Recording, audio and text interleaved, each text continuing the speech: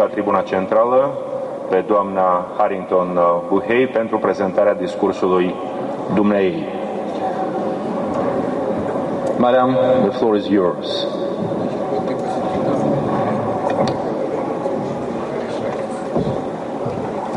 Bună dimineața!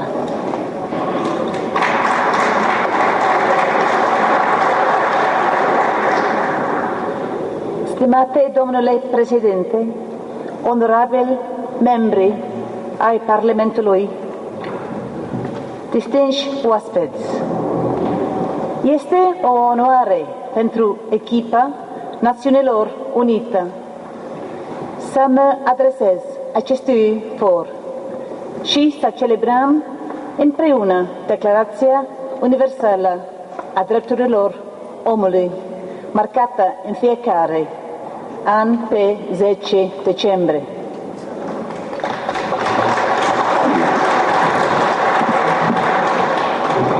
Am venit în fața dumneavoastră pentru că declarația afirmă că voința poporului se află la baza guvernului, iar dumneavoastră exprimați voința oamenilor din Moldova.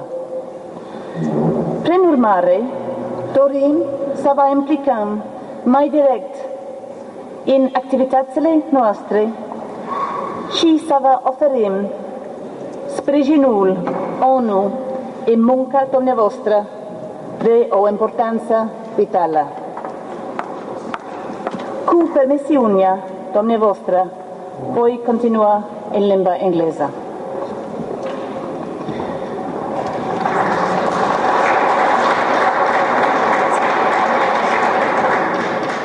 Our reasons to come to you are very clear.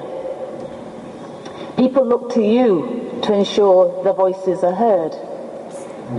You are on the front line, fighting every day for basic services in your communities, for safe water, for schools and clinics, decent jobs, a clean environment. You are working to protect women and girls from domestic violence, to ensure children have the right to grow up in a family. You set long-term goals of policy and you foresee funding to ensure those commitments are made. You ensure the country meets its United Nations international obligations in a wide range of development issues and to protect and promote human rights. The United Nations comes to you today with 4 proposals to inform you about our work and invite you to know us better, to request your support to our work in your legislative, budgetary, oversight and representation roles, to offer the UN's policy expertise in support of your duties, and fourthly, to launch with you today Moldova's national consultation on the future we want, part of a worldwide consultation that will define tomorrow's global development agenda. Let me begin by describing our work in Moldova. For the United Nations, the timing of this plenary session could not be better. Not only are we celebrating the 64th year of the Universal Declaration of Human Rights, but on the 1st of January 2013, the United Nations will begin a new 5-year phase of cooperation in the Government of Moldova United Nations Partnership Framework. The partnership is entitled Towards Unity in Action, meaning both unity between Moldova and the United Nations and unity internally across the UN family to deliver our support effectively and efficiently and ever closer to the people. Together with the government, 3 pillars have been identified. Pillar A is no doubt close to your own hearts, that of democratic governance, justice, equality and human rights. This is about the transformation both of Moldovan society and of its institutions its executive, judiciary and legislature. This pillar reflects the commitment of the signatories of the Universal Declaration of Human Rights to the inherent dignity and equal and inalienable rights of all members of the human family. Pillar B covers human development and social inclusion. It responds to the needs of local authorities and their communities, and no doubt your constituents, for quality and inclusive education, universal access to healthcare, adequate social protection, and decent work, particularly for women. It reflects the pledge in the Universal Declaration of Human Rights to promote social progress and better standards of life in larger freedom. Pillar C addresses environmental sustainability, helping Moldova make more sustainable use of its natural resources, promoting efficient and renewable energy, and building community resilience to natural disasters and climate change.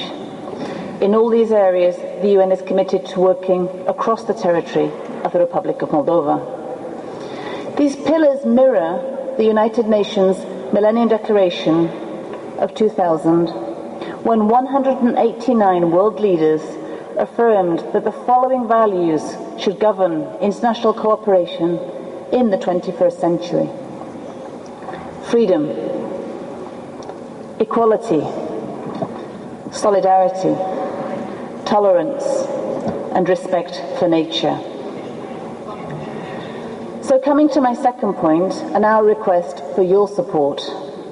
As the people's representatives, it is vital to us that you know our work, including in the communities you represent, and that you advise us on how the UN can best help.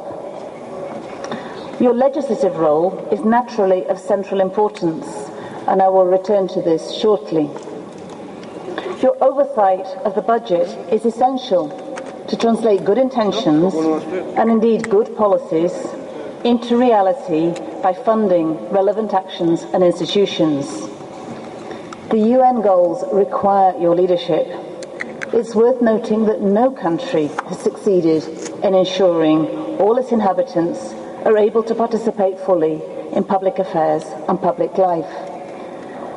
Enacting new rights, removing unjust laws, these are necessary requisites, but they're not always sufficient to secure change. Too often discrimination persists in practice and in mindsets. We count on your advocacy for the issues that you and we care about. Looking back at 2012, the Parliament must be proud of its many legislative successes in improving lives by honouring rights and development commitments. This year saw important steps to protect people living with HIV/AIDS, to empower children and adults with intellectual disabilities, to better include Roma people in all spheres of life. Equal opportunity legislation gave legal tools to victims of unequal treatment. Accreditation of social service entities ensured quality of service provision. The reform of social security and pensions paved the way for greater sustainability. Universal access was secured to reproductive health services. The policy on preventing non-communicable diseases tackled public health concerns. New legislation addressed the integration needs of foreigners and refugees.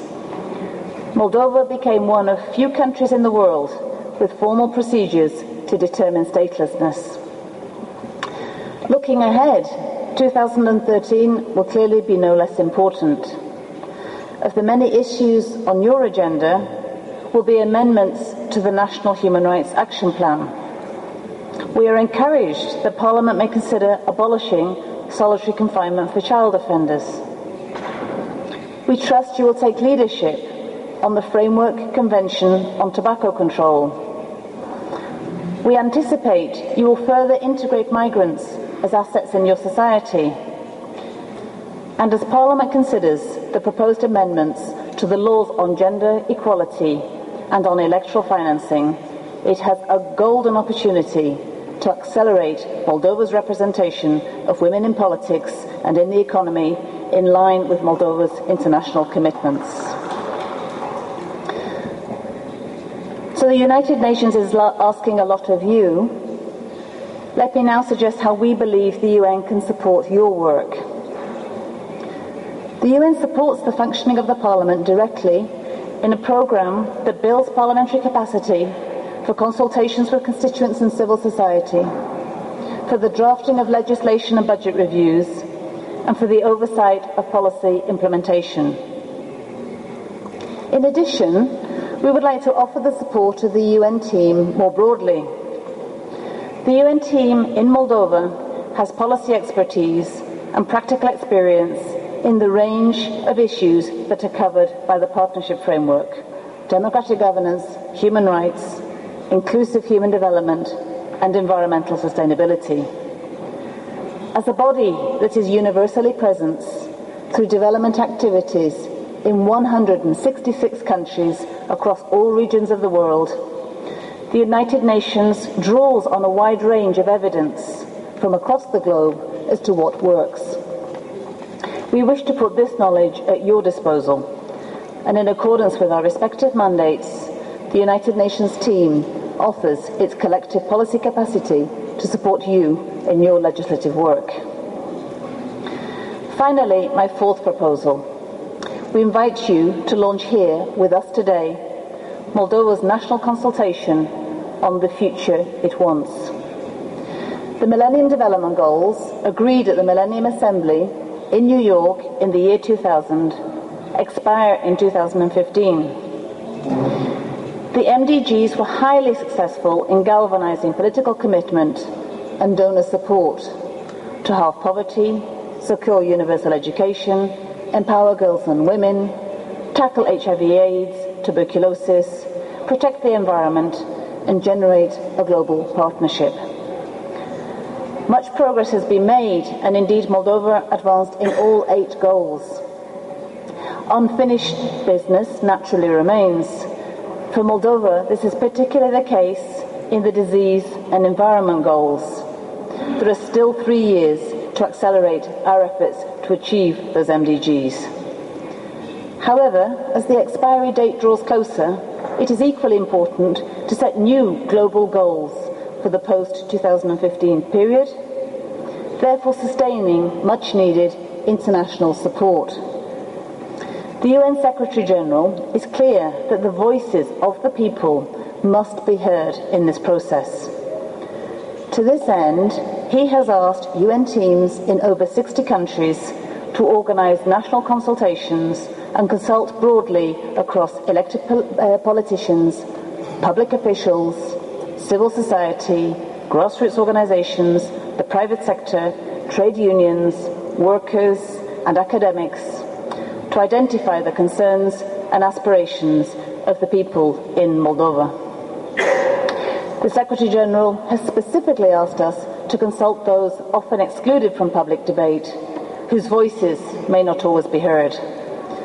The results of the national consultations will provide a platform for the UN Moldova dialogue on the post-2015 agenda, and will help convey Moldova's vision on its future into the negotiations on the global development framework.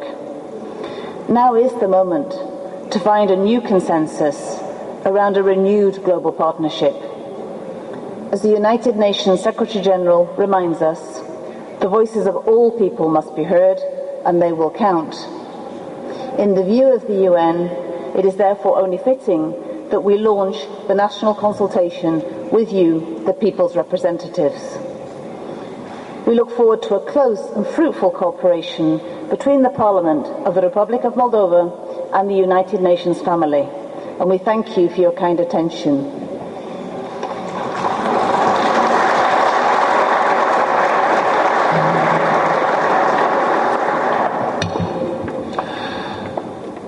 Stimați colegi, în numele plenului Parlamentului vreau să vă propun să mulțumim pentru discursul rostit în fața plenului pe doamna Harrington-Buhey și să exprim deplină disponibilitate a forului legiuitor și deplină deschidere pentru continuarea și aprofundarea colaborării atât cu oficiul ONU la Chișinău, cât în egală măsură pe această cale cu toate instituțiile din marele grup, din marea familie a Organizațiilor Națiunilor Unite. Sunt absolut sigur că împărtășiți acest punct de vedere. Această cooperare vine cu beneficiu mutual și vine cu efecte și rezultate concrete de susținerea procesului de progres și dezvoltare economică, socială, democratică a Republicii Moldova.